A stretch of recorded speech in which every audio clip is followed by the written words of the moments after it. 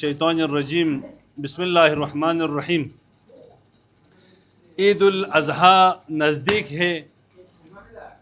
سنت ابراہیمی کو زندہ رکھتے ہوئے ان ایام میں تمام مسلمان، چاہے وہ لوگ جو حج پہ گئے ہیں، مینا میں ہیں، وہ لوگ حضرت ابراہیم کی اس سنت پہ عمل کرتے ہوئے ایک حیوان کو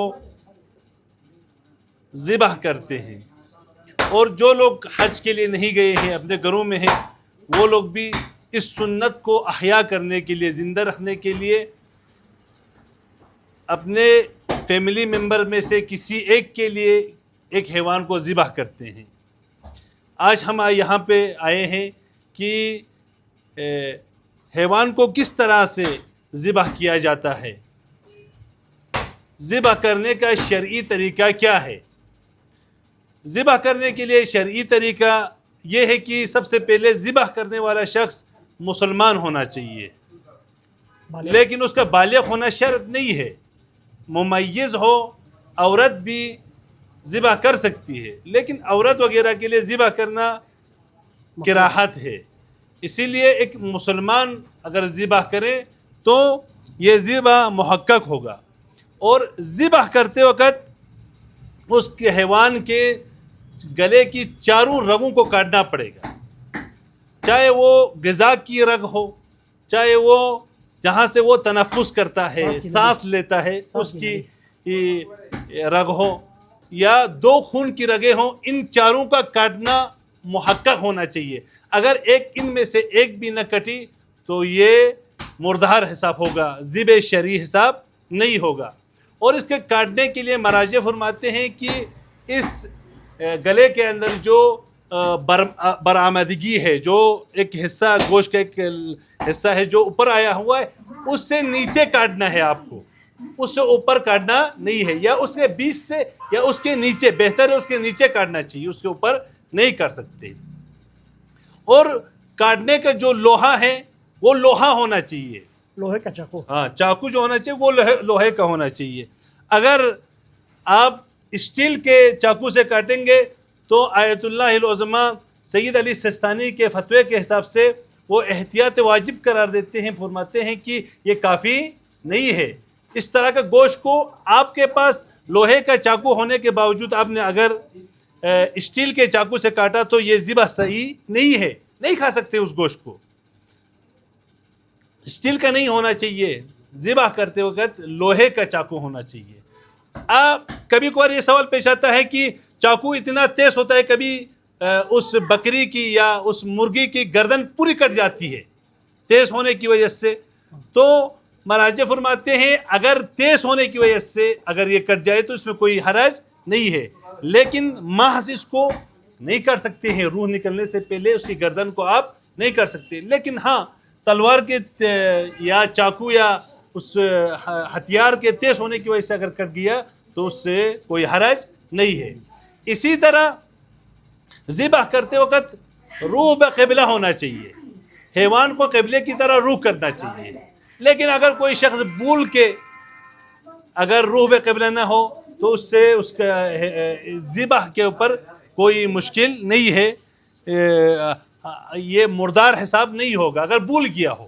اس میں یہ شرط نہیں ہے کہ جو ذبح کر رہا ہے وہ روح قبلہ ہو، وہ شرط نہیں ہے، لیکن مستحب ہے، سنت ہے کہ آپ روح قبلہ ہو، جو ذبح کر رہے وہ بھی روح قبلہ ہونا چاہیے، وہ مستحب ہے۔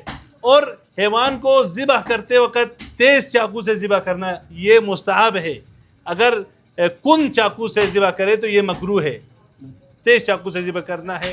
اور اسے ذبح کرنے سے پہلے پانی پلانا ہے، یہ مستحبات میں سے ہے۔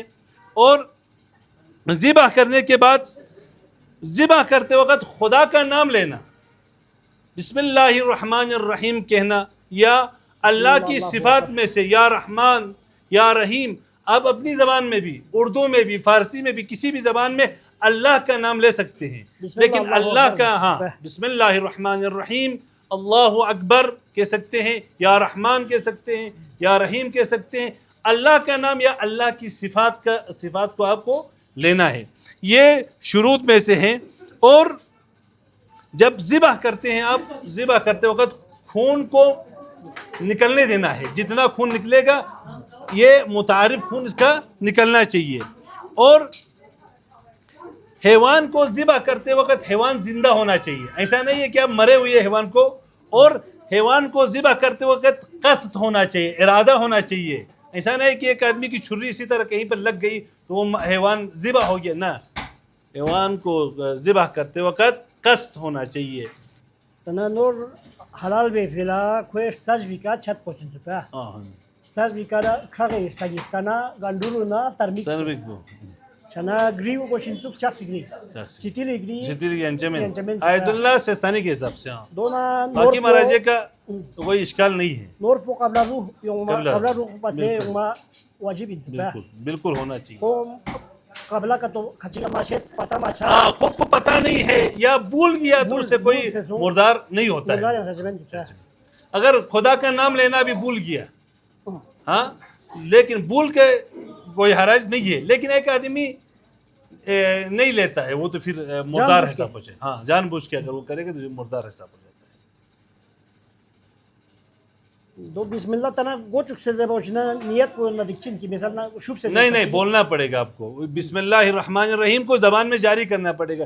سامنے جو آدمی ہے وہ بولے گا کافی نہیں ہے، جو اس کو چاقو کو چلا رہا ہے اس کو بولنا چاہیے بسم اللہ الرحمن الرحیم بولنا چاہیے. اچھا جو جگہ چگا آتا لوہے گری ماتھو پہ مثال چھنا سٹیل گری میں پا اویلیبل میں چپا سٹیل گری نام وہ حلال سچل میں. ہاں جہاں پر اگر ہمیں لوہے کی چاقو نہ ملی، ٹھیک ہے، کسی پہاڑ میں ہیں وہاں پہ یا کسی کے پاس نہیں ہے، اصل لوہا نہیں ہے کسی کے پاس، تو اس وقت آپ شیشے سے بھی کر سکتے ہیں. اگر ایک ایسی جگہ ہے وہاں پر پتھر سے بھی کر سکتے ہیں، وہاں پر اسٹیل سے بھی کر سکتے ہیں. اس میں کوئی جہاں پر ہے ابھی آپ کے پاس دستیاب ہے، ہاں آپ لوہے کو رکھ کر اسٹیل کا کاٹیں گے تو وہ گوشت اس کا صحیح نہیں ہے. یہ آیت اللہ العظمیٰ سید علی سیستانی یہ فرماتے ہیں.